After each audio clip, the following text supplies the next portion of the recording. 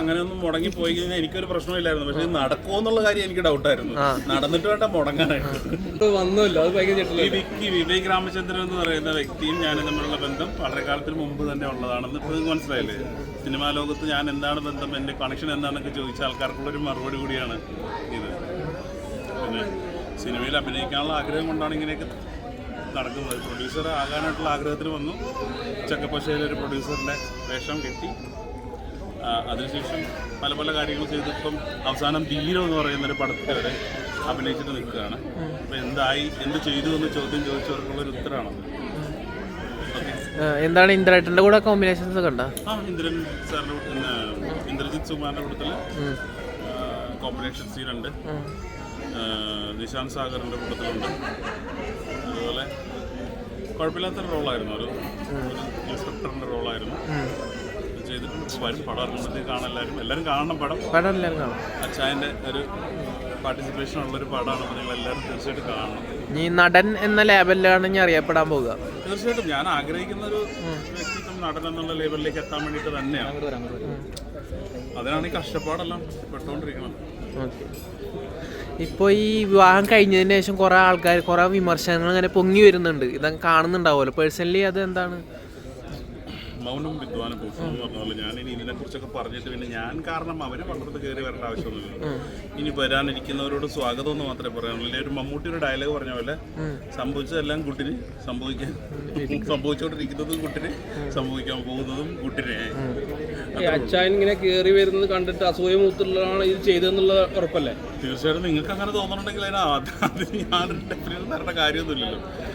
അവരുടെ ഇഷ്ടം പോലെ അവർ ചെയ്യട്ടെ. അവർക്ക് ഇഷ്ടമുള്ളവരുടെ കൂട്ടത്തിൽ അവർ ജീവിക്കട്ടെ. എനിക്ക് എൻ്റെ ഇഷ്ടമുള്ള ആളുടെ കൂട്ടത്തിൽ ജീവിക്കാനായിട്ട് ഞാനും പോവുകയാണ്. നമ്മളിവിടെ ഒരു ഫൈറ്റിനോ അല്ലെങ്കിൽ ഒരു ചോദ്യം ഉത്തരവോ അതിനൊന്നും ഞാൻ നിൽക്കണില്ല.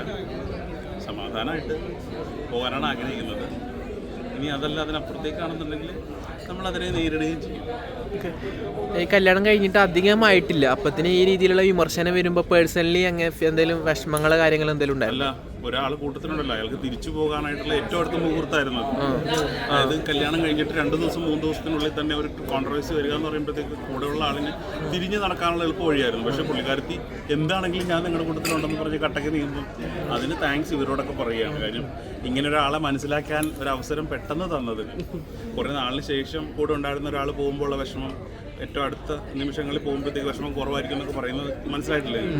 അപ്പം അങ്ങനെ ഒരാൾ കൂടെ ഉണ്ടാവും, ഇനിയും കൂടെ ഉണ്ടാവുമെന്ന് ഉറപ്പിച്ച് നമ്മളെ മനസ്സിലാക്കിച്ചതിന് ഇവരോടൊക്കെ നന്ദി പറയുകയാണ്. അത്രേ ഉള്ളൂ. ഇയാളെ പറ്റി ഓൾറെഡി അച്ഛൻ സംസാരിച്ചായിരുന്നു നേരത്തെ?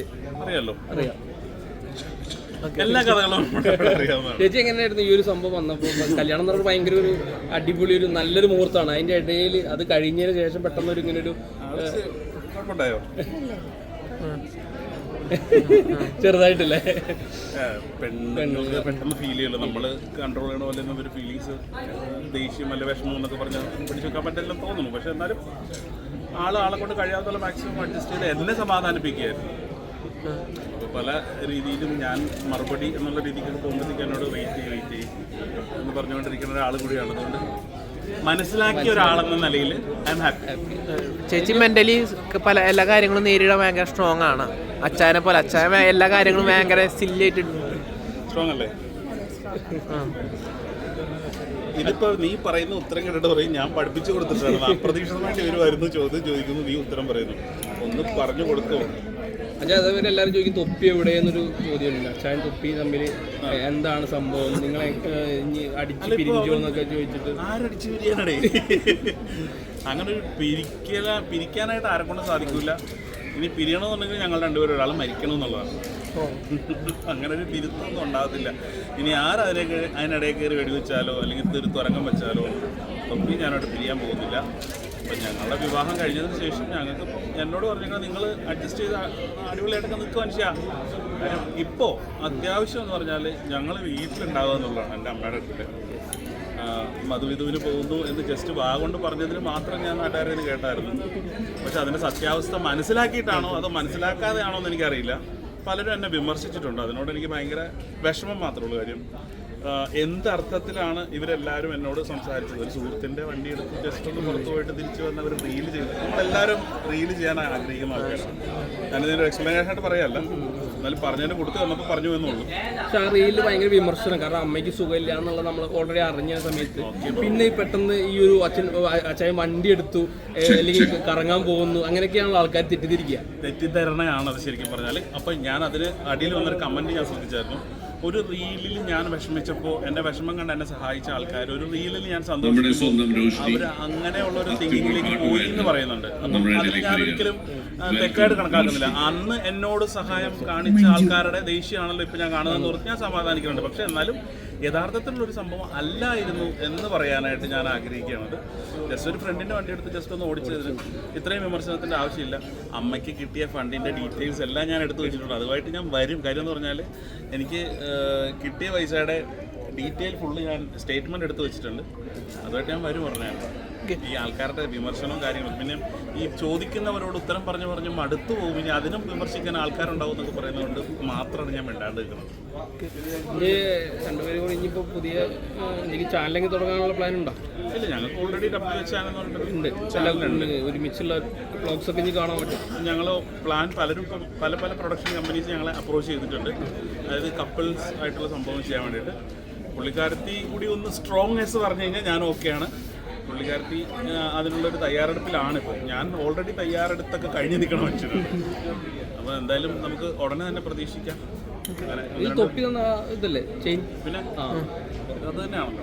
ഈ കല്യാണം വളരെ സ്വകാര്യമായിട്ടാണ് നടത്തിയത്. ഇതിനുള്ള പിന്നിലുള്ള കാരണം നോക്കുമ്പോൾ പെട്ടെന്ന് മുടങ്ങി പോകാൻ ചാൻസ് ഉണ്ട് എന്നതുകൊണ്ടാണ് ഇങ്ങനെ വളരെ അങ്ങനെയൊന്നും മുടങ്ങി പോയി കഴിഞ്ഞാൽ എനിക്കൊരു പ്രശ്നമില്ലായിരുന്നു. പക്ഷേ നടക്കുമോ എന്നുള്ള കാര്യം എനിക്ക് ഡൗട്ടായിരുന്നു.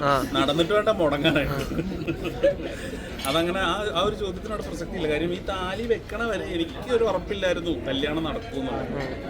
ആഫ്റ്റർ ദാറ്റാണ് ഞാൻ റിയലൈസ് ചെയ്തത്. അതുകൊണ്ടാണ് ഞാൻ കല്യാണം കഴിഞ്ഞിട്ട് ചോദിച്ചത് എൻ്റെ ഭാര്യയല്ലേന്ന്. ശരിക്കും പറഞ്ഞാൽ കണക്റ്റഡ് ആണ്. നിങ്ങൾ കട്ട് ചെയ്ത് ഇടുമ്പോഴത്തേക്ക് മാത്രമാണ് ഈ സാധനങ്ങൾ പുറത്തേക്ക് വേറെ വരുന്നത്. ഓക്കെ, അപ്പം രണ്ടുപേരും സന്തോഷമായിട്ട് ജീവിക്കട്ടെ. Thank you. നിങ്ങളുടെ പ്രാർത്ഥനയും നിങ്ങളുടെയൊക്കെ സഹകരണമൊക്കെ ഉണ്ടാവണം എപ്പോഴും. ഞങ്ങൾ ഇവിടെയൊക്കെ തന്നെ ഉണ്ടാവും. കാണാം. എല്ലാവരും വിളിക്കണമെന്ന് എനിക്ക് ഭയങ്കര ആഗ്രഹമുണ്ട്. നമുക്കൊരു പരിപാടി പ്ലാൻ ചെയ്യണമെന്നുണ്ട്. ഞാൻ വിഷ്ണുവിനോട് സംസാരിച്ചിട്ടുണ്ടായിരുന്നു കാര്യങ്ങളൊക്കെ.